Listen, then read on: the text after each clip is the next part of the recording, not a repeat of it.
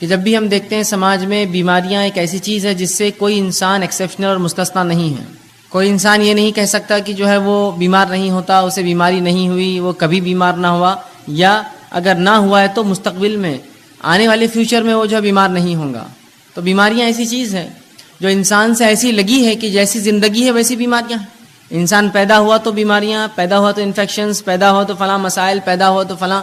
اور بیماریاں مطلب انسانی سماج، انسانی زندگی سے بالکل بہت گہرائی سے لگی ہوئی، اس سے مستثنیٰ، اس سے ایکسیپشنل، اس سے بچ کر کسی کو چارہ انسان کو ہی نہیں کہ بیمار نہ ہو. پھر چاہے یہ بیماریاں کتنی متشدد، کتنی زیادہ سخت ہوں گی، کتنی کم ہوں گی، معمولی ہوں گی یا اور زیادہ تیز ہوں گی، ایک الگ بات ہے. لیکن جب بھی لوگ بیمار ہوتے ہیں تو یہ سمجھتے ہیں کہ شاید شریعت اسلامیہ نے اس معاملے میں کوئی خاص رہنمائی نہیں کی ہماری، تو لہٰذا جب بیمار ہو جاتے ہیں تو اپنے طریقے سے، من مانے ڈھنگ سے، من چاہے ڈھنگ سے، اپنی مرضی سے جو ہے لوگ علاج کرتے ہیں. اس معاملے میں حرام اور حلال کی کوئی تمیز رکھی ہی نہیں جاتی ہے کہ کیا چیز حلال ہے، کیا حرام ہے، کیسی بیماریوں میں کیسا علاج کیا جائے، کیا چیز استعمال ہو سکتی، کیا نہیں ہو سکتی، کون سا طریقہ درست ہے، کون سا غلط ہوگا، کیا چیز کھائی جائے، کیا نہ کھائی جائے. ہم سمجھتے ہیں شاید شریعت نے اس معاملے میں رہنمائی نہ کی، اور پھر شریعت کو ایک طرف رکھ دیتے ہیں، کہتے ہیں ہاں یہ تو دین ہے، اسلام ہے، ٹھیک ہے، نماز روزہ ٹھیک ہے، لیکن ابھی ہم بیمار ہیں تو لہٰذا اس میں شریعت کا کوئی حل چونکہ نہیں ہے، وہ الٹرنیٹ ڈھونڈتے ہیں، اس سے ہٹ کر کچھ ڈھونڈتے ہیں. پھر ہم دیکھتے ہیں کہ وہ کتاب و سنت کو چھوڑ کر، شریعت کو چھوڑ کر، قرآن حدیث کو چھوڑ کر، نبی اکرم صلی اللہ علیہ وسلم صحابہ کے بتائے طریقے کو چھوڑ کر من مانی کرتے ہیں. مثال کے طور پر کوئی تعویذ لٹکا لیتا ہے، یہ سمجھتا ہے کہ اس سے شاید شفا ہو جائے، اس لیے کہ فلاں کسی نے کہہ دیا کہ بیئر پینے سے جو ہے پتھری نکل جاتی، تو ان کو لگا کہ اب علاج چکی ہے، شریعت اس میں کوئی رہنمائی تو کرتی نہیں ہے، لہٰذا آپ شراب پینا شروع کر دو. کچھ لوگوں کو دیکھا گیا کہ وہ گانجا اور افیم پیتے ہیں، اس لیے کہ انہیں لگتا ہے کہ فلاں مرض کا کوئی علاج نہیں ہے، شریعت نے اس میں رہنمائی نہیں کی، لہٰذا ہم یہ کر لیں. اور پتہ نہیں کیا کیا لوگ اس میں کرتے ہیں، بنا حلال اور حرام کی تمیز رکھے، بنا جانے کہ یہ چیز جو استعمال کی جا رہی ہے شریعت نے اس کو سینکشن کیا نہیں کیا، حلال جانا نہیں جانا، اس کو حرام تو نہیں قرار دیا. اور اس معاملے میں جب کوئی کہتا ہے بھائی حرام ہے حلال، تو کہتے دیکھو ہم بیمار ہیں، ہماری تکلیف ہم کو معلوم ہے، آپ ذرا خاموش بیٹھ جائے تو اچھا ہے، اس معاملے میں ہمیں کرنے دیجیے جو ہم کر رہے ہیں، اگر مجھے اس سے سکون ملتا ہے تو میں اسی کو اختیار کرتا ہوں. جیسا بہت سے لوگوں کو مرگی کا مسئلہ ہوتا ہے تو دن بھر گانے سنتے رہتے ہیں، کار میں بیٹھے گانا لگا دیا، موبائل ہینڈ سیٹ میں گانا لگا دیا، گھر کے اندر گانا لگا دیا، اس لیے کہ ان کو لگتا ہے سکون اس کے بغیر حاصل نہیں ہوگا، جبکہ شریعت نے واضح طور سے بتایا کہ حرام چیزوں سے علاج نہیں ہو سکتا ہے. تو ہم یہ سمجھتے ہیں جب بیمار ہو جاتے ہیں کہ شاید اب شریعت میں اس کی کوئی رہنمائی نہیں، لہٰذا منمانی کی جائے، اب جو چاہے کرو، جیسے چاہے علاج کرو، حرام حلال کی کوئی تمیز نہیں، چاہے میوزک کا اس میں استعمال ہو، چاہے ناچنا گانا اس میں پڑے، چاہے شراب پینا پڑے یا کوئی اور کام کرنا پڑے، سب کرو، اس لیے کہ اس معاملے میں ہم جو ہے لاوارث جیسے یا بنا سرپرستی کے چھوڑ دیے گئے، اب بہرحال معاملہ ہم کر سکتے ہیں. اسی لیے اس عنوان کو ہم نے خاص طور سے انتخاب کیا کہ اسلام کیسے رہنمائی کرتا بیماری کے تعلق سے، بیماری اور اسلام کہ ان دونوں کا تعلق ہے.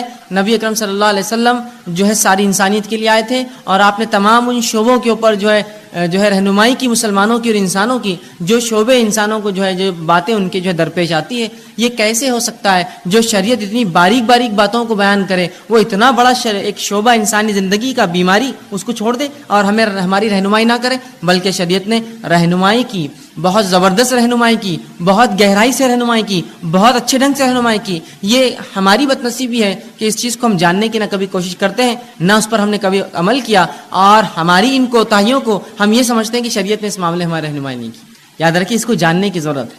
جب آپ شریعت کو پڑھیں گے، یہ شریعت ایسے ایسے شعبوں میں، ایسی ایسی جگہوں پر رہنمائی کرتی ہے جہاں ہم توقع بھی نہیں کرتے کہ یہاں شاید رہنمائی ہوئی. مثال کے طور پر ایک انسان اپنی ازدواجی زندگی، میاں بیوی کے رشتے کیسے قائم رکھے، شریعت نے یہاں بھی رہنمائی کی. کچھ لوگ سمجھیں گے یہ تو بےحائی ہے، یہ بےحائی نہیں، یاد رکھیے یہ طریقہ زندگی ہے. اگر وہاں رہنمائی نہ کرتا تو پھر انسان تو منمانے ڈھنگ سے اختیار کرتا اور انسان نہیں جانور بن جاتا. تو اس جگہ بھی شریعت نے رہنمائی کی جس جگہ کے اندر جو ہے عموماً لوگ جو ہے شرمائیں گے کہنے کے لیے، اور نبی اکرم صلی اللہ علیہ وسلم نے جو کہ سب سے باحیا شخصیت تھی، وہ باتیں بھی بتائی حیا کے باوجود، تاکہ آنے والی نسلوں کو اس مسئلے میں بھی رہنمائی ہو.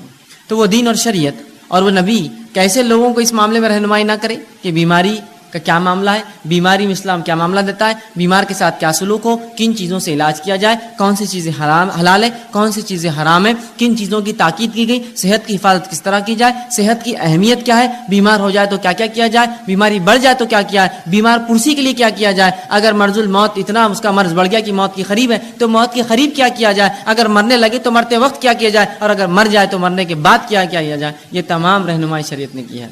مکمل طور سے ہمارے بیماری سے لے کر علاج سے لے کر شفا یا غیر شفا کی حالت لے کر اور پھر موت اور پھر بالکل موت کے بعد کے تمام معاملات بتائے. میں انشاءاللہ عزیز آپ کو بیماری کے تعلق سے حلال و حرام چند باتیں، وہ چیزیں جن سے نبی اکرم صلی اللہ علیہ وسلم نے علاج کیا، اور وہ چند رہنمائی کی بیمار سے کیسے بیمار پرسی کرے، بیماری کا مومن کو کیا فائدہ ہوتا ہے، یہ تمام باتیں آج آپ کے سامنے رکھنے کی کوشش کروں گا. میں نے آپ کے سامنے جو ہے سورہ بنی اسرائیل سورہ نمبر 17 اس کی آیت نمبر 82 تلاوت کی. اللہ فرماتا ہے وَنُنَزِّلُ مِنَ الْقُرْآنِ مَا هُوَ شِفَاءٌ وَرَحْمَةٌ لِّلْمُؤْمِنِينَ، کہ ہم نے جو قرآن کو نازل کیا اس کے اندر جو ہے مومنوں کے لیے شفا اور رحمت ہے. وَلَا يَزِيدُ الظَّالِمِينَ إِلَّا خَسَارًا، اور ظالموں کو اس کے میں خسارے کے علاوہ، ظالموں کو اس سے نقصان کے علاوہ کچھ نہیں ملتا.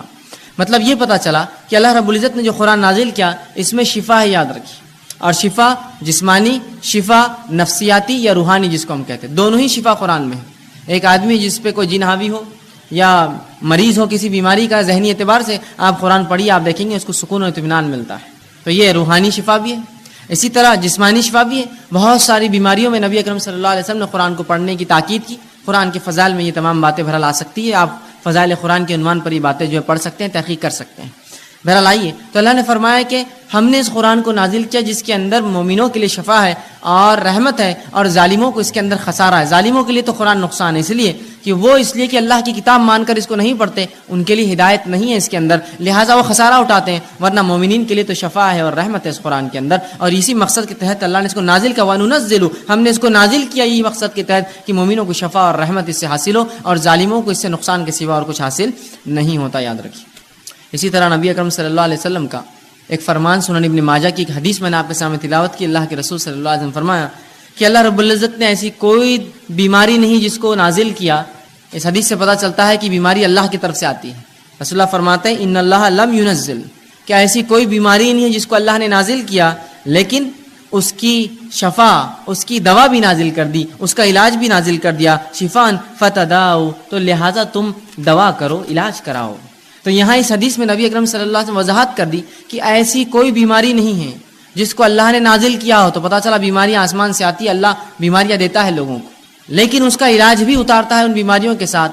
فتداؤ، تو لہٰذا تم دوا کرو، علاج کرایا کرو. تو پتہ چلا علاج کرانا چاہیے. بیماریاں اللہ کی طرف سے، بیماری اللہ بہرحال مختلف، کبھی سزا کے طور پر، کبھی آزمائش کے طور پر لوگوں کو دیتا ہے، اور اس کے بعد ہمیں حکم یہ آیا، اس کی دوا اللہ نے اتاری ہے، لہٰذا تم اس کے لیے دوا کرو، اس کے لیے علاج کرو. تو اس حدیث میں ان لوگوں کے لیے بھی تاکید ہے جو سمجھتے ہیں کہ علاج کرانا درست نہیں ہے، بس بیماری ہے تو بس توکل کرو، اللہ پر بھروسہ کرو اور بیماری کو سہتے رہو، بلکہ آپ علاج کرا سکتے ہیں. نبی اکرم صلی اللہ علیہ وسلم نے کہا دوا کرو، علاج کرواؤ بیماری کا. ٹھیک. اسی طرح ہم دیکھتے ہیں بیماری جو ہوتی ہے یہ صحت کا الٹ ہوتی ہے. انسانی جسم کی جو کیفیات ہوتی ہیں جس پہ انسان جیتا ہے جو سماج میں، وہ دو ہی کیفیات ہوتی ہیں، ایک صحت مندی کی اور ایک بیماری والی کیفیت. اب یہ ہو سکتا ہے کہ صحت مند ایک انسان مکمل ہو یا بیمار ہو، اور بیمار چاہے کچھ فیصد ہو یا کچھ زیادہ ہو یا کچھ زیادہ ہو. مختلف بیماریاں ہوتی ہیں، جیسے مثال کے طور پر انسانی جلد پہ کچھ ہو جائے، بیماری ہے، لیکن انسان اس سے بہت زیادہ پریشان نہیں ہوتا، ایک زندگی گزار سکتا ہے. کبھی جسم کی کسی ایک اعضاء میں بیماری ہوتی ہے جس سے اس کو تکلیف ہوتی ہے، کبھی پورے جسم میں اس کو بیماری ہوتی ہے، یا کبھی جو ہوتا ہے کہ اس کا جسم اور جو ہے تمام اعضاء کے اندر بیماریاں ہوتی ہیں، مختلف بہرحال چیزیں ہوتی ہیں. تو اس چیز کو ہمیں سمجھنے کی ضرورت ہے کہ اللہ کے رسول نے علاج کرانے کا حکم دیا. ٹھیک، تو ہمیں جو ہے علاج کرانے کا حکم دیا، اور بیماریاں جو ہے یہ صحت کا یاد رکھیے الٹ ہے، بیماریاں صحت کا الٹ ہوتی ہیں. تو اس چیز کو ہمیں سمجھنے کی ضرورت ہے کہ ایک انسان یا تو صحت مند ہوگا یا تو بیمار ہوگا، اس سے ہٹ کر کوئی تیسری اس کی حالت نہیں ہوتی، یا صحت مند اور بیماری کے بیچ میں تھوڑا زیادہ بیمار، یا کچھ صحت اور کچھ بیماری، یہ بہرحال ہو سکتا ہے، یاد رکھیے. تو ہمیں اس بات کو سمجھنے کی بہرحال یہ ضرورت ہے کہ انسانی سماج میں ہماری جو زندگیاں ہوتی ہیں اس کے دو ہی حالت ہیں، یا تو صحت مند یا تو انسان بیمار ہوتا ہے. اسی طرح صحت جو ہے یہ ایک بہت عظیم نعمت ہے اللہ رب العزت کی، یاد رکھیے. صحت ایک عظیم نعمت ہے، اس لیے کہ اس کے تعلق سے بار بار نبی اکرم صلی اللہ علیہ وسلم نے بیان کیا ہے. تو صحت کو ہم غنیمت جانیں، اس عظیم نعمت کا ہم جو ہے زبردست فائدہ اٹھائیں. آئیے صحت کتنی عظیم نعمت اور دولت ہے. نبی اکرم صلی اللہ علیہ وسلم فرماتے ہیں، صحیح مسلم کی روایت، آپ نے فرمایا قوی مومن بہتر ہے اور اللہ کے نزدیک زیادہ محبوب ہے بنسبت اس کے جو کمزور مومن ہیں. قوی مومن جو جسمانی اعتبار سے طاقتور مومن ہے، اللہ کے نزدیک زیادہ محبوب ہے بنسبت اس کے جو کمزور مومن ہے. حالانکہ خیر دونوں میں ہے، خیر دونوں مومن میں، اس لیے دونوں ایمان والے، لیکن جو طاقتور ایمان والا ہے وہ اللہ کے نزدیک بہتر ہے. سوال یہ ہے طاقتور ایمان والا اللہ کے نزدیک کیوں بہتر ہے؟ اس لیے بہتر ہے اللہ کے نزدیک ایک طاقتور، اس لیے کہ جب اس میں طاقت ہوتی ہے جسمانی اعتبار سے تو وہ ڈٹ کر نوافل ادا کرتا ہے، ڈٹ کر کماتا ہے تو ڈٹ کر زکوٰۃ ادا کرتا ہے. اللہ کے گھر کا حج کر سکتا ہے اس لیے کہ صحت ہو تو پھر حج کرے گا, بیمار آدمی کے لیے بہت مشکل ہوتا ہے. اللہ کے گھر کے طواف اور عمرے کر سکتا ہے, اور بہت سارے فائدے یاد رکھیے ایسا شخص جو ہے اٹھا سکتا ہے. تو لہٰذا اس لیے فرمایا ایک قوی مومن اللہ کے نزدیک زیادہ محبوب ہے بنسبت کمزور مومن کے. حالانکہ خیر دونوں میں ہے, اچھائی دونوں میں ہے, برے کوئی بھی نہیں ہے, لیکن طاقتور مومن, صحت مند مومن کو فوقیت حاصل ہے کمزور مومن پہ, یاد رکھیے. اسی طرح صحت کی اہمیت بتاتے ہوئے نبی اکرم صلی اللہ علیہ وسلم فرماتے ہیں, جامع ترمذی کی روایت ہے, اس حدیث کو اگر ہم سمجھ لیں تو انشاءاللہ عزیز بڑا فائدہ اٹھا سکتے ہیں اپنی صحت کا. آپ صلی اللہ علیہ وسلم فرماتے ہیں اور کہتے ہیں اللہ کی دو نعمتیں ایسی ہیں جس کا بہت سے لوگ فائدہ نہیں اٹھاتے. کیا فرما رہے نبی اکرم صلی اللہ علیہ وسلم؟ اللہ کی ایسی بہت ساری نعمتیں ہیں جن کا مومن فائدہ نہیں اٹھاتے. مطلب پتہ ہی چلا کہ اس کا فائدہ اٹھاؤ, اگر الگ انداز میں بولا ہے تو مانا ہی فائدہ اٹھاؤ. تو اللہ کی بالخصوص دو نعمتیں ایسی ہیں جس کا ہم لوگ جو ہے فائدہ کم اٹھاتے, نہیں اٹھاتے. اور فرمایا پہلا صحت. دو چیزیں نعمتیں اللہ کی ایسی ہے جس کا لوگ فائدہ نہیں اٹھاتے, اور خطاب ہم مسلمانوں سے ہے. پہلا صحت کا فائدہ اٹھانا چاہیے, اس لیے کہ دوسری ایک روایت میں جامع ترمذی کی آپ نے فرمایا صحت کا فائدہ اٹھا لو اس سے پہلے کہ بیماری آ جائے. تو صحت کا فائدہ نہیں اٹھاتے آپ فرما رہے. دوسرا جو نعمت اللہ کی جس کو ہم ضائع کرتے ہیں وہ کیا ہے؟ آپ فرماتے ہیں دوسرا والفراغ, اور خالی وقت. یہ دو نعمت اللہ کی عظیم نعمت ہے, ایک صحت اور خالی وقت. اور رسول اللہ فرماتے ہیں ان دو کا مومن فائدہ نہیں اٹھاتے. اور واقعی میں بات کتنی سچ ہے کہ جب اللہ ہمیں صحت دیتا ہے تو ہم کوئی کام نہیں کرتے ہیں, جب بیماری آتی تو ذکر و اذکار, صدقات, نوافل سب کا ہمیں جوش جاگ جاتا ہے. جب صحت تھی کیوں نہیں فائدہ اٹھایا؟ جب ذکر و اذکار کرتے, جب نمازیں پڑھتے, قیام کرتے, اہتمام کرتے, اس لیے کہ جب اللہ نے طاقت دی تھی. یا پھر جوانی تو چھوڑ دیتے ہیں, جوانی جب گزر جاتی ہے اور بڑھاپے میں پھر تمام اعمال کرنے کی کوشش کرتے جو جوانی کی عبادتیں تھیں. یقیناً شریعت یہ نہیں کہہ رہی کہ بڑھاپے کی عبادتیں قبول نہیں ہوتی, لیکن جوانی کی عبادتیں زیادہ مطلوب ہے بڑھاپے کے مقابلے میں, اس لیے کہ یہاں انسان ینگ ہوتا ہے, اس میں جوش ہوتا ہے, اور بہت سارے ایسے کام کر سکتا ہے جو عمر نہیں کر سکتا ہے وہ بڑھاپے کی عمر میں. تو کہا دو ایسی نعمتیں ہیں جس کا انسان فائدہ نہیں اٹھاتے, لوگ فائدہ نہیں اٹھاتے, مسلمان نہیں اٹھا رہے ہیں. ایک صحت اور دوسرا الفراغ اور خالی وقت. کتنی صحیح بات کہی. آج کتنا خالی وقت ہمارے نوجوانوں کے پاس ہے, لیکن کیا اس کا استعمال ہو رہا ہے؟ نہیں ہوتا ہے.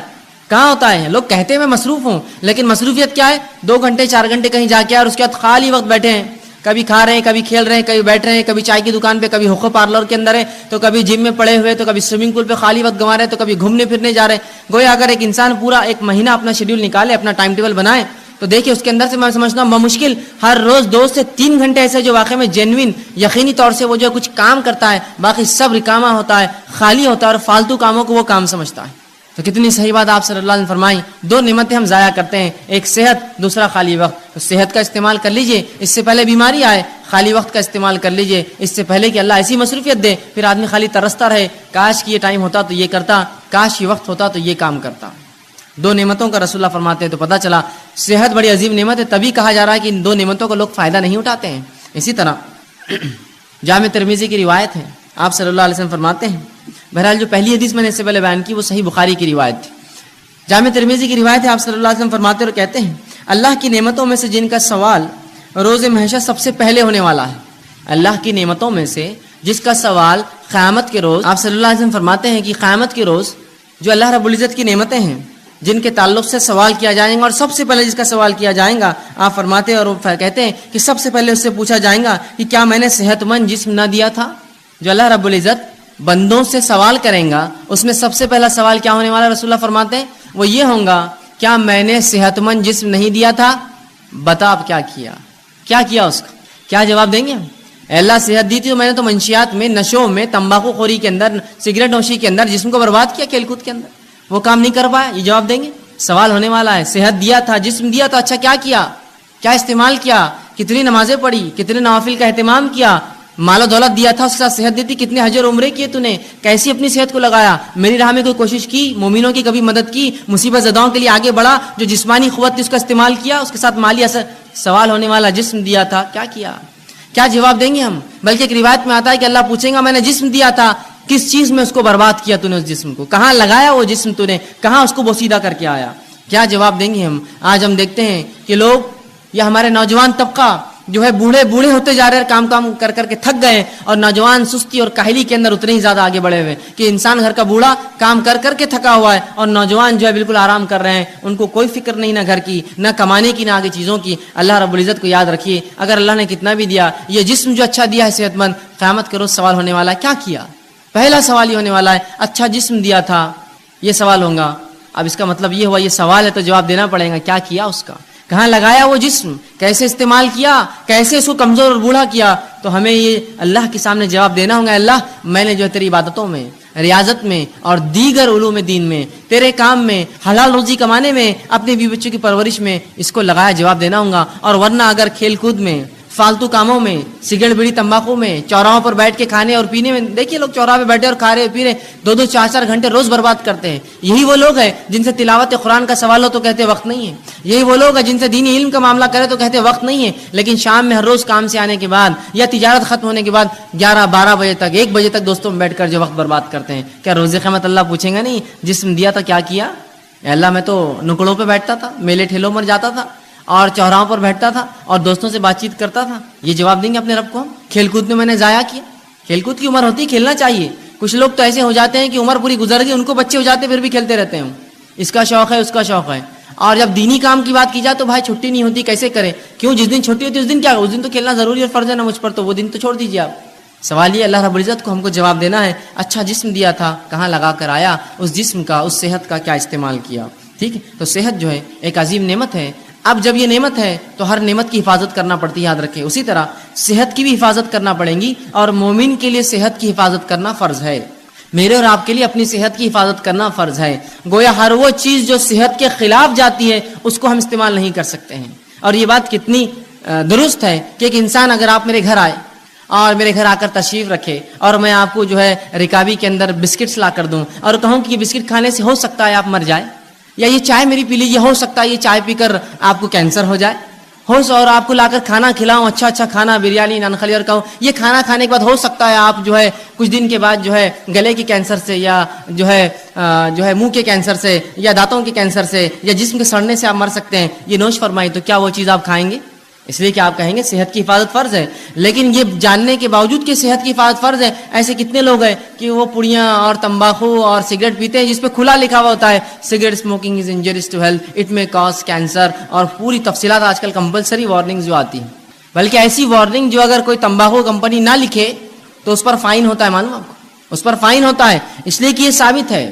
ایک دنیا کی مشہور اور معروف کمپنی مالبورو نے ایک مرتبہ یہ کیا کہ وہ اپنی سگریٹ کی ڈبی پر لکھتا نہیں تھا اشتہار, اور اس نے کئی زمانے تک فروخت کی. ایک خاتون کو اس سے کینسر ہوا, وہ پیتی تھی اس لیے کہ اس پہ لکھا نہیں تھا, اس کو لگا یہ سیف ہے کینسر سے, اس نے اس کو پیا, اس کو کچھ سالوں کے اندر کینسر ہوا. اس نے اس پہ جو ہے اس کمپنی پہ جو ہے کیس جو ہے ڈال دیا, کہا کہ یہ کمپنی لکھا کیوں نہیں جب اس میں اتنی خطرناک چیزیں تھیں جس سے میں بیمار ہو سکتی ہوں. کمپنی کو بہرحال اس سے کمپلائن کرنا پڑا, وہ کیس جیتی اور اس کو $32 بلین اس نے جو ہے اس کمپنی کو پے کرنا پڑے, اسے ایک اکیلی خاتون کو $32 بلین کا کیس ٹھوکا تھا اس نے, اور اس کو ملا پورا پیسہ.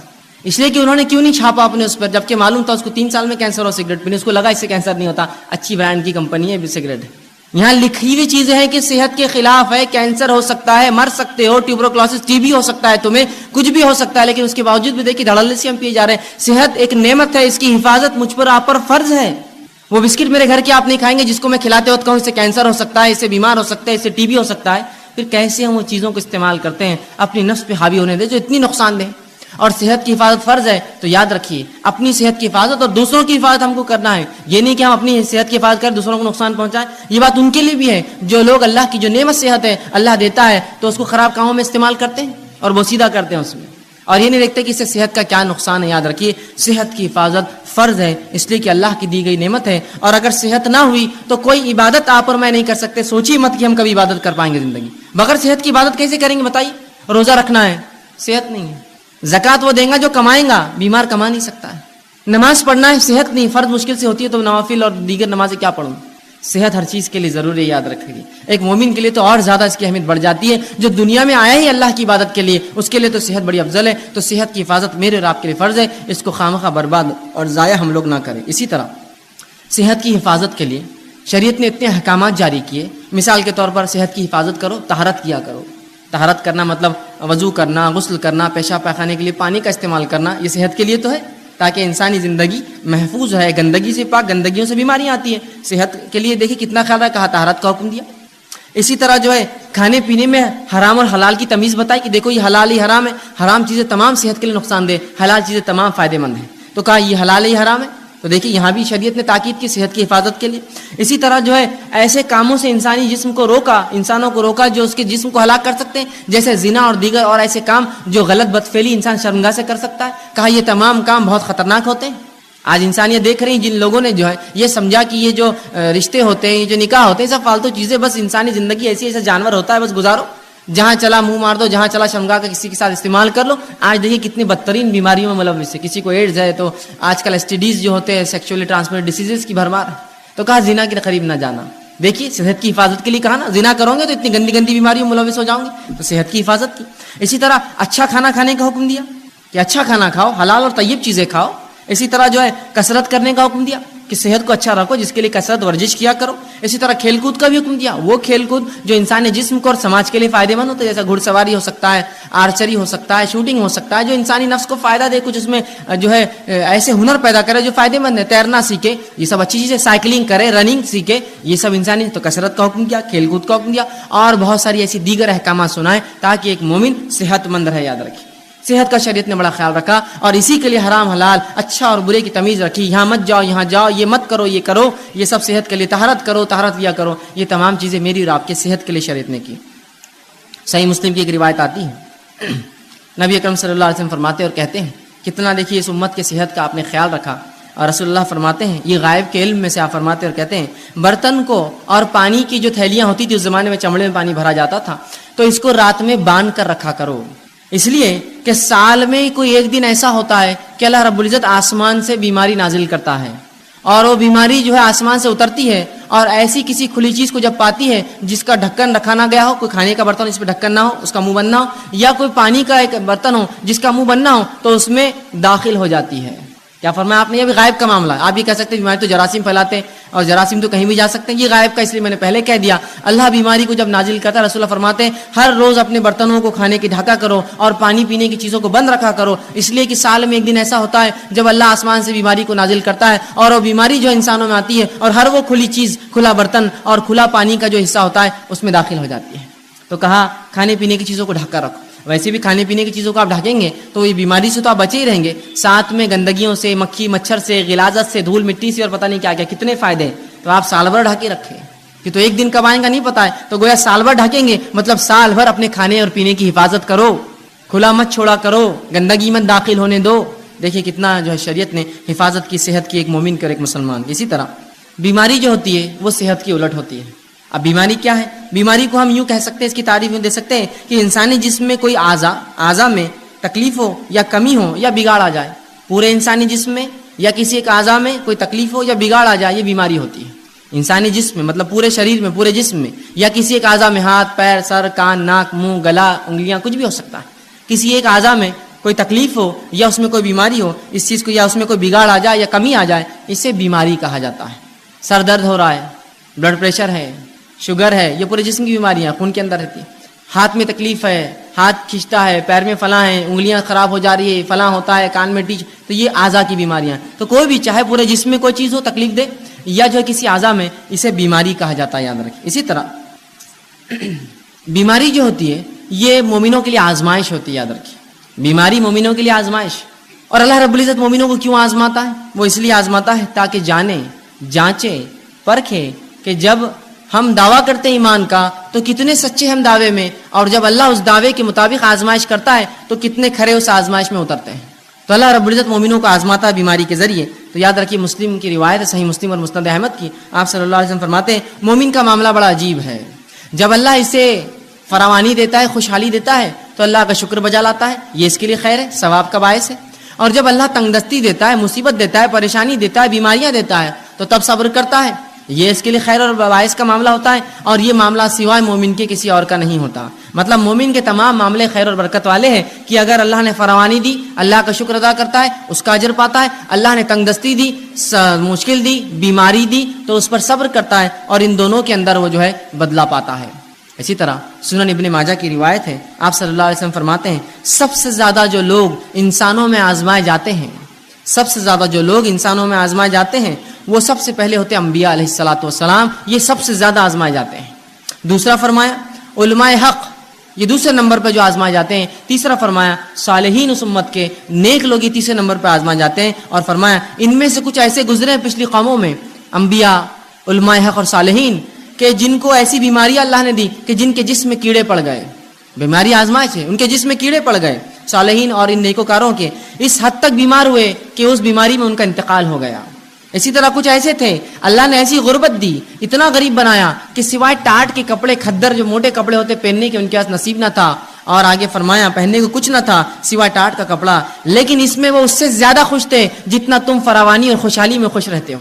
مطلب یہ انبیاء، یہ علماء حق اور یہ صالحین ان بیماریوں میں، ان پریشانیوں میں، ان غربت میں بھی اتنے خوش تھے، اتنے مطمئن تھے کہ جتنے ہم لوگ خوشحالی میں خوش نہیں ہوتے ہیں۔ اس لیے کہ یہ انبیاء، یہ علماء حق، یہ صالحین جانتے ہیں کہ یہ آزمائش اللہ کی طرف سے ہے، اور ہر آزمائش کا مومن کو کیا ملتا ہے؟ بدلہ ملتا ہے۔ تو جب بھی ہماری آزمائش ہو یاد رکھیے ہم صبر کریں، اور اللہ رب العزت کسی بھی انسان کو اس کے طاقت سے زیادہ نہیں آزماتا۔ اللہ سبحانہ تعالیٰ سورہ بقرہ سورہ نمبر 2 آیت 286 میں فرماتا اور کہتا ہے لا یکلف اللہ نفسا الا وسعها، اللہ کسی نفس کو اس کے طاقت سے زیادہ نہیں آزماتا۔ یاد رکھیے مجھے اور آپ کو ہماری طاقت سے زیادہ نہیں جو ہے آزماتا ہے، بلکہ جتنی طاقت ہے اتنی ہی آزمائش آتی ہے۔ تو اگر بیماری دی تو یہ طاقت تھی تب دی، مصیبت دی طاقت تھی تب دی، کسی نعمت کو دے کر چھین لیا یہ طاقت تھی تبھی چھینا۔ اللہ کسی کو اس کے جو ہے برداشت سے زیادہ نہیں آزماتا، اور اللہ کا معاملہ تو ہر بار یہ ہوتا ہے۔ سورہ بقرہ سورہ نمبر 2 آیت 175 میں فرمایا اور کہا یرید اللہ بکم اليسر ولا یرید بکم العسر، کہ اللہ رب العزت تو تمہارے ساتھ آسانیاں کرنا چاہتا ہے، وہ تمہیں مشکلات میں نہیں ڈالنا چاہتا ہے۔ تو یہ بیماریاں میرے اور آپ کے لیے آزمائش ہے۔ اب جب بھی کوئی بیمار ہو تو ہم صبر کریں، اس لیے کہ صبر کرنے والوں کے تعلق سے سورہ بقرہ سورہ نمبر 2 آیت 156 میں کہا فبشر الصابرین، کہ صبر کرنے والوں کو بشارت دو، یہاں خوشخبریاں دینے کا حکم دیا کہ جو لوگ صبر کرتے ہیں فبشر الصابرین الذین اذا اصابتهم مصیبۃ قالوا انا للہ وانا الیہ راجعون، کہ جو لوگ مصیبت جن پر آتی ہے اور مصیبت میں صبر کرتے ہیں ان کو خوشخبریاں دے دو، اور جب ان پر مصیبت آتی ہے تو یہ مومن کہتے ہیں قالوا انا للہ وانا الیہ راجعون، ہم اللہ کی طرف سے آئے تھے، اس کی طرف لوٹ کر جانا ہے۔ تو ہمیں صبر کرنا چاہیے، اللہ کسی کو بھی اس کی طاقت سے زیادہ نہیں آزماتا، جب آزمائش ہوتی تو ہمیں صبر کرنا چاہیے۔ آئیے صحیح بخاری اور صحیح مسلم کی روایت ہے، آپ صلی اللہ علیہ وسلم فرماتے اور کہتے ہیں جب ایک مسلمان کو کوئی ایذا پہنچتی ہے، تکلیف پہنچتی ہے، بیماری کی شکل میں، کسی کی موت کی شکل میں، کسی اعضاء کے ضائع ہونے کی شکل میں، کسی اور اس میں مصیبت، پیسے میں، مال میں کمی، اولاد میں کمی، پھلوں میں کمی، روزی میں کمی، جب کسی ایک مومن کے تعلق سے آپ فرماتے ہیں مسلم کو ایذا یا بیمار ہوتا ہے تو اللہ تعالیٰ اس کے گناہوں کو ایسا دھو دیتا ہے جیسے ایک جھاڑ جس پر سوکھے پتیاں ہوں وہ سوکھنے سے گر جاتی ہیں۔ ایک مومن کو جب تکلیف، مصیبت، بیماریاں آتی ہیں تو اللہ اس کے گناہوں کو ایسا اس سے الگ کر دیتا ہے جیسے کہ ایک جھاڑ جس کے پتے سوکھ چکے ہیں وہ اس سے الگ ہو جاتے ہیں۔ ایسے مومن کے گناہ جو ہے بیماری کی وجہ سے، مشکل اور تکلیفوں کی وجہ سے دور ہو جاتے ہیں۔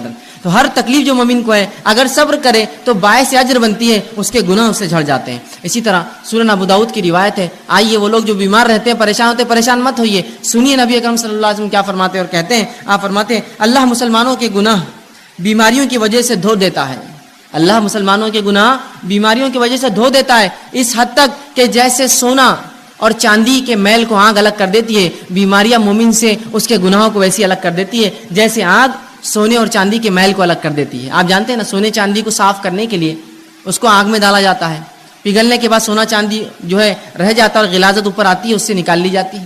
تو آپ وسلم فرماتے ہیں بیماریاں مومن کو ایسا پاک کرتی ہے گناہوں سے جیسا آگ سونے اور چاندی کے میل کچیل کو نکال دیتی ہے۔ تو جو مومن بیمار ہوتا ہے وہ اس کی طاقت کے مطابق اللہ بیماری دیتا ہے، اسے کام ہے وہ صبر کرے، صبر کرنے کا بدلہ زبردست پاتا ہے۔ اسی طرح جب انسان بیمار ہو جائے تو علاج کرانا مستحب اور سنت ہے، یاد رکھیے ہر شخص کوشش کرے علاج موجود ہو تو ضرور علاج کروائے، اس لیے کہ نبی اکرم صلی اللہ علیہ وسلم کی روایت ہے، سنن ابن ماجہ کی حدیث ہے کہ اللہ رب العزت نے ایسی کوئی بیماری نازل نہ کی سوائے اس کے کہ اس کا علاج نازل کیا، تو لہٰذا تم لوگ جو ہے علاج کراؤ، جو خطبے میں نے حدیث آپ کے سامنے ہے۔ تو اس حدیث سے پتہ چلا ہمیں علاج کروانا چاہیے۔ اب جب پتہ چلا علاج کروانا چاہیے، اللہ نے ہر بیماری کا علاج نازل کیا ہے، اب اس معاملے میں کیا احتیاط کرے، کیسے علاج کرے؟ تو آئیے حرام چیزوں سے علاج کرانا یاد رکھیے جائز نہیں ہے، وہ چیزیں جن کو شریعت نے حرام قرار دیا ہے وہ چیزوں سے علاج جائز نہیں ہے۔ اس کے تعلق سے نبی اکرم صلی اللہ علیہ وسلم فرماتے ہیں، طبرانی کی روایت حدیث آپ فرماتے ہیں ان اللہ لم یجعل شفاءکم فیما حرم علیکم جو چیزیں اللہ نے تم پر حرام کی ہے اللہ نے اس میں شفا نہیں رکھی ہے. سمجھ گیا بات کو؟ حرام اشیاء کے اندر اللہ نے شفا رکھی ہی نہیں ہے, اس میں کبھی فائدہ ہو ہی نہیں سکتا. گو تھوڑے وقت کے لیے ایسا لگتا ہو کہ فائدہ ہے, لیکن وہ شفا کبھی نہیں دے سکتا, اس لیے کہ رسول اللہ نے فرما دیا جن چیزوں کو اللہ نے تم پر حرام قرار دیا ہے اس میں کسی قسم کی شفا نہیں رکھی ہے. تو لہٰذا وہ اشیاء جو حرام ہیں, نشے کی چیزیں ہو سکتی ہے, دیگر اور چیزیں ہو سکتی ہے جو شریعت نے حرام قرار دی, ان کو کر کے ہم یہ نہ سمجھیں کہ اس سے فائدہ ہو سکتا ہے, اس سے شفا مل سکتی ہے, پھر چاہے بیماری جو ہے وہ نفسیاتی ہو یا جسمانی ہو. یاد رکھیں حرام چیزیں کر کے شفا حاصل نہیں کی جا سکتی, رسول اللہ نے اس کی وضاحت کر دی. تو جب بھی اب مجھے اور آپ کو اگر ہم بیمار ہو جائے علاج کروانا ہے تو حلال چیزوں سے علاج کروانا پڑے گا, حرام چیزوں میں اللہ رب العزت نے شفا نہیں رکھی. اسی طرح اب کوئی شخص بیمار ہو جائے تو بیمار ہونے کے بعد یاد رکھیے قرآن و احادیث سے جو دم ثابت ہے, جو پڑھ کر پھونکنا چاہیے, دوا کے ساتھ یہ بھی کرنا چاہیے. جہاں حرام دواؤں کا استعمال یا حرام اشیاء کا استعمال دواؤں میں درست نہیں ہے, اس میں کوئی شفا نہیں ہے. اسی طرح یہ بات یاد رکھیے کہ انسان کبھی کبھار بیمار ہوتا ہے, بیماری ایسی ہوتی ہے کہ اس کو جو ہے جہاں دعا کی ضرورت ہے وہاں دوا اور دعا دونوں کی ضرورت ہوتی ہے. یاد رکھیں آج بہت سارے لوگ اس کی گواہی دیں گے, ایسے بہت ساری تھراپیز نکلی ہے جن تھراپیز میں یہ ہوتا ہے کہ صرف مریض کے آنکھ پر ہاتھ پھیرا جاتا ہے, صرف ہاتھ پھیرا جاتا ہے اور اس سے اس کو فائدہ ہوتا ہے. صرف ہاتھ پھیرتے ہیں, آپ جائیے ان کے پاس خالی ہاتھ پھیرتے ہیں, جبکہ نبی اکرم صلی اللہ علیہ وسلم نے اپنی زندگی میں تمام کام کر کے بتا دی. آپ لوگوں کے پاس جاتے, ان پر دعا پڑھ کر دم کرتے اور سہلاتے ان کو, وہ اعضاء کے اوپر ہاتھ رکھتے جہاں بیمار ہیں. تو آج بہت سی تھراپیز ایسی بہرحال ڈیولپ ہو رہی ہے, دھیرے دھیرے الٹرنیٹ میڈیسنس آئیں گے مارکیٹ میں جس میں یہ ہے کہ صرف سہلایا جائے تو اس سے فائدہ ہو رہا ہے لوگوں کو. ٹھیک ہے, تو لوگ یہ سوچتے ہیں کہ خالی دم کرنے سے پھونکنے سے کیا فائدہ ہوگا. بہت سارے فائدے ہوتے ہیں, اللہ کے کلام کا اثر ہوتا ہے, نبی اکرم صلی اللہ علیہ وسلم کو جو باتیں اللہ نے بتائی ان کلام میں اثر ہوتا ہے اللہ کی. تو اب اگر کوئی بیمار ہو جائے تو حرام چیزوں سے علاج نہ کرے. دوسرا, انسان اپنے نفس سے دم بھی کرے, سب سے پہلے اللہ سے پناہ طلب کرے اور پھر دنیاوی دوا کی طرف جائے. ہم سے جو کوتاہی ہوتی وہ یہ ہے, ہم جو ہی بیمار ہوتے سب سے پہلے ہم کہتے ہیں کہ ڈاکٹر, بس ڈاکٹر کا نام لے کے اس بھاگ گئے اور سمجھتے کہ اب ڈاکٹر صاحب نے جو دیا اس سے شفا تو ہونا ہی ہے. سب سے پہلے یہ کہے اللہ تو نے مجھے بیماری دی, مجھے صبر دے, اس بیماری کا اجر دے, اور اپنے نفس کو دم کرے, جو دعائیں بتا گئی وہ کرے اور ساتھ میں دوا بھی کریے آپ. تو ہم دوا کا طریقہ کیا اپناتے ہیں, پہلے فوراً بھاگتے ڈاکٹر کے پاس, یہ سمجھتے ہیں مکمل 100% شفا اللہ نے اس کے ہاتھ میں رکھی ہے اور لہٰذا آپ جب یہ دوا دیں گا تو میں جو ہے مشفی شفا یاب ہو جاؤں گا, مجھے اس سے صحت مل جائیں گی. یاد رکھیے غلط. ہمیں سب سے پہلے اللہ پر توکل بھروسہ کر کے, اللہ سے دعا کر کے, وہ تمام باتیں جو نبی اکرم صلی اللہ علیہ وسلم نے قرآن میں بتائی اس کا استعمال کر کے ساتھ میں علاج کروانا ہے. یاد رکھیے خالی علاج پر آپ بھروسہ کریں گے تو اللہ رب العزت کبھی شفا نہیں دیں گا. پھر اور جو آج ہماری کوتاہی ہوتی ہے, علاج جب ہم بیمار ہوتے ہیں سب سے پہلے سوچتے ہیں دواخانے گئے تو اچھے ہو جائیں گے, بلکہ کچھ لوگ تو نفسیاتی مریض ہوتے ہیں, خالی دواخانے کا چکر بھی مار کے آ تو بالکل ریلیکس ہو جاتے ہیں, بہت اچھا لگ رہا بولتے ہیں. اور کبھی کبھار تو خالی گولیاں آپ دے دیجیے ان کو بھی میٹھی اور کھٹی کھانے کے لیے, بولتے ہیں بہت فائدہ ہو گیا, اتنا فائدہ ہوا کہ اسی کو انتہا نہیں. صرف جو نفسیاتی تھی, اگر آپ خالی نفسیاتی سوچ کر اتنا فائدہ محسوس کر سکتے ہیں تو سوال ہی جب اللہ پر بھروسہ رکھ کر وہ دعاؤں کو آپ دم کریں گے کتنا اللہ فائدہ دیں گا. آدھی بیماری کا مسئلہ تو وہیں حل ہو جاتا ہے. تو کوشش کریں کہ اپنے نفس پہ دم کریں. آئیے وہ تمام باتیں جو نبی اکرم صلی اللہ علیہ وسلم نے بتائی دم کے تعلق سے, مختصر کچھ روایتیں آپ کے سامنے رکھتا ہوں. نبی اکرم صلی اللہ علیہ وسلم فرماتے اور کہتے ہیں دم کے تعلق سے, لا باسا بالرقا ما لکم یکن فیہ شرک, کہ ایسے دم کرنے میں, ایسی چیز پڑھ کر دم کرنے پھونکنے میں کوئی حرج نہیں جس کے اندر شرک نہ ہو. اور خود نبی اکرم صلی اللہ علیہ وسلم جو بیمار ہوئے اور مرض الموت آپ کا جو تھا, آپ نے عائشہ رضی اللہ عنہا سے کہا کہ مجھے پڑھ کر دم کرو, اور مائی عائشہ رضی اللہ عنہا آپ صلی اللہ علیہ وسلم پر جو ہے سورہ فلق اور سورہ ناس پڑھ کر معوذتین پڑھ کر دم کرتی گئی, اور دم کرنے کے بعد اپنے ہاتھوں سے نبی اکرم صلی اللہ علیہ وسلم کو سہلاتی گئی, ہاتھ پھیرتی گئی. تو پتہ چلا دیکھیے رسول اللہ بیمار تھے, آپ نے دوا بھی کی, ساتھ میں دم بھی کرنے لگوایا. یہ ہمارے لیے بھی ہے, ہم بیمار ہو جائے تو دم کروائے. معوذتین خود پڑھی, خود نہ پڑھ سکے گھر والوں کو تاکید کرے کہ پڑھ کر مجھ پر دم کرو. تو کہا ایسے دم میں کوئی حرج نہیں جس میں شرک نہ پایا جاتا ہو, تو لہٰذا ہم اپنے آپ کو دم کروائے, وہ الفاظ میں شرک نہ ہو. اور قرآن حدیث میں اتنی بہترین دعائیں آ چکی ہیں, میں سمجھتا ہوں دوسرے رقیہ یا رقیہ کی ضرورت ہی نہیں ہمیں دم کرنے کی, وہ آپ پڑھ کے دم کیجئے, دیکھیے اس سے کتنے فائدے ہوتے ہیں. اسی طرح لوگ جب بیمار ہوتے ہیں اور بیماری اگر دور نہ ہو تو سب سے پہلے جہاں بھاگا جاتا ہے, جو خیال جاتا ہے وہ کیا ہے. مثال کے طور پر ایک انسان کو بیماری ہے, اب بیماری ختم نہ ہو رہی ہے, اللہ کی لمبی آزمائش ہے, تو سب سے پہلے دھیان کیا جاتا ہے, دیکھو اب اسلام میں اس کا علاج نہیں ہے اور دواؤں میں اس کا علاج نہیں, اور جھاڑوں کے پاس اور پہاڑوں پر اور پتھروں پر اور جھرنوں پر پتہ نہیں کہاں کہاں جاتے ہیں اور مختلف قسم کے شرک کرتے اور سمجھتے ہو اس میں شفا ہے. یہ بات کی گواہی سب دیں گے, جبکہ شریعت نے یہاں بھی رہنمائی کی, کہا بیماری اللہ کی طرف سے, صبر کرو, اس کا بدلہ طلب کرو اور حلال چیزوں سے علاج کرو، اور جو دم ہے کتاب و سنت ثابت وہ دم کرو، لیکن حرام کام نہ کرو۔ تو سب سے پہلا کام جو کرتے ہیں ہم لوگ تعویذات، تعویذ کی طرف سب سے پہلے متوجہ ہوتا ہے۔ یہ تعویذ یہاں باندھ لو تو ہاتھ کی بیماری دور، وہ تعویذ پیر پہ باندھ لو تو پیر کی بیماری دور، یہ تعویذ کمر پہ باندھ لو تو کمر کا مسئلہ حل ہو گیا، یہ تعویذ کو سر پہ باندھو تو یہ مسئلہ ہو گیا، یہ کڑا پہننے سے بیماری دور رہتی، فلاں کڑا ہاتھ پہ باندھنے سے یہ ہے، چاندی کا کڑا پیر میں ڈالے تو یہ ہوتا، کان میں ایک بالی ڈالے تو مرغی کا مرض دور ہو جاتا، فلاں کرے تو فلاں ہوتا، ناک ٹوچ دیے تو فلاں ہوتا، اور ہما اقسام کی، وہاں کڑا لگا دی تو یہ ہوتا، یہاں چھلا ڈالے تو فلاں ہوتا، وہاں بلا اگر رکھے چاندی کا تو وہ مسئلہ حل ہو جاتا، وہاں گھوڑے ہوتے نا، گھوڑے بنے ہوئے پتہ نہیں ہاتھی بنے ہوئے لے جا کر پر جو بلے رکھتے ہیں چاندی کے، یہ ڈالنے سے فلاں ہوتا، وہاں خفل ڈالنے سے یہ ہوتا، وہاں تاگا باندھنے سے مسئلہ ہوتا، یہاں کوڑی اور سیپی رکھنے سے یہ مسئلہ حل ہو جاتا، وہ دھاگا کالا یوں باندھنے، یہ پیلا دھاگا، دانت نکلنے کے لیے بچوں کی آسانی ہو تو فلاں پتہ نہیں تعویذ پہنا دیا جاتا، ہاتھ میں فلاں رکھے تو نظر نہیں لگتی۔ یہ تمام فالتو باتیں، یہ خرافات ہے، یاد رکھیے تمام حرام چیزیں ہیں۔ نبی اکرم صلی اللہ علیہ وسلم نے جہاں پڑھ کر دم کرنے کا حکم دیا، وہیں تعویذ اور گنڈوں کی حرمت یاد رکھی بیان کی کہ یہ تعویذات کچھ نہیں کر سکتے انسان کو۔ آئیے جو لوگ تعویذات پہنتے بیماری کے علاج کے لیے، سنیے نبی اکرم صلی اللہ علیہ وسلم کیا فرما رہے ہیں۔ آپ نے مسند احمد کی روایت ہے، فرمایا اور کہا من علق تمیمۃ فقد اشرک، جس نے کسی بیماری کے علاج کے لیے، کسی فتنے سے بچنے کے لیے، شیطانی وسوسوں سے بچنے کے لیے، کسی آفت کو ٹالنے کے لیے، کسی اچھائی کو لانے کے لیے تعویذ لٹکا لیا، من علق تمیمۃ فقد اشرک، اس نے شرک کیا۔ اندازہ لگا رہے ہیں آپ شرک کس کو کہتے ہیں؟ اللہ کے ساتھ اس تعویذ کو شریک کیا۔ ابھی تعویذ کی شکل تاگے ہو سکتے ہیں، دھاگے ہو سکتے ہیں، کڑے ہو سکتے ہیں، مالے ہو سکتے ہیں، سیپی ہو سکتے ہیں، کوڑیاں ہو سکتے ہیں، اور پتہ نہیں کیا کیا، انسانی کھوپڑی کی ہڈیاں ہو سکتی ہے، جانوروں کی جو جلدیں ہو سکتی ہے، الو ہو سکتا ہے، کوا ہو سکتا ہے، تیتر بٹیر، کچھ بھی پتہ نہیں، لوگ کہتے ہیں یہ کرنے سے بہت فائدہ ہوتا ہے، فلاں کرو، الو کو کاٹ کے ذبح کرو تو یہ ہوتا ہے، بڑواغل کو فلاں کرو تو یہ ہوتا ہے، فلاں چیز کی تمام حرام چیزیں، یا کوڑی لگا دی تو یہ ہوتا ہے، سیپی ٹھوکے تو یہ ہوتا ہے، مالے سے یہ ہوتا، کنکر سے ہوتا، موتی سے ہوتا، سیپی سے ہوتا، یہ تمام حرام۔ جس نے اس عقیدے سے کوئی ایسی چیز لٹکا لی کہ اس سے برائیاں دور ہوتی ہے، بلائیں دور ہوتی ہے، آفتیں دور ہوتی ہے، اچھائی آتی ہے، بیماریاں جاتی ہے، تو کہا من علق تمیمۃ فقد اشرک، اس نے شرک کیا، وہ اللہ کے ساتھ اس نے اس تعویذ کو شریک کر دیا۔ اب بہت سے لوگ بولتے تاگا تو ہے، کیا ہوتا ہے یہ تاگا؟ اگر ہاتھ پر رہ گیا اور مر گئے تو آخرت میں اللہ رب العزت رب نہ ہوا، آخر میں اللہ کہیں گا اس تاگے سے ہی مانگ لے جو مانگنا ہے، میرا بندہ تو کہاں تھا، تو نے تو اس پہ اعتقاد رکھا، کیا برا حال ہوگا۔ آئیے سنیے نبی اکرم صلی اللہ علیہ وسلم آگے کیا فرماتے ہیں۔ مسند احمد کی یہ بھی روایت آپ فرماتے ہیں من علق تمیمۃ فلا اتم اللہ لہ ومن علق ودعۃ فلا ود اللہ لہ۔ سنیے اللہ کے رسول فرماتے ہیں جو تعویذ گلے میں لٹکا دے اللہ اس کی کبھی مراد پوری نہ کرے، رسول اللہ بدوا دے رہے ہیں اس کو، جو تعویذ گلے میں لٹکا لے اللہ اس کی مراد کبھی پوری نہ کرے۔ اور جو کوڑیاں اور سیپیاں، نبی اکرم صلی اللہ علیہ وسلم کے زمانے میں لوگ جانوروں کی چیزوں کی حفاظت کے لیے کوڑی اور سیپی لٹکاتے، مطلب تعویذ لٹکاتے بیماری نہ آنے کے لیے، کوڑیاں اور سیپی لٹکاتے کہ برائی نہ آئے، خیر کو لانے والا۔ تو کہا جو کوڑی اور سیپی لٹکا لے، آپ نے فرماتے ہیں جو لٹکا لے اللہ رب العزت اسے کبھی آرام نہ دے۔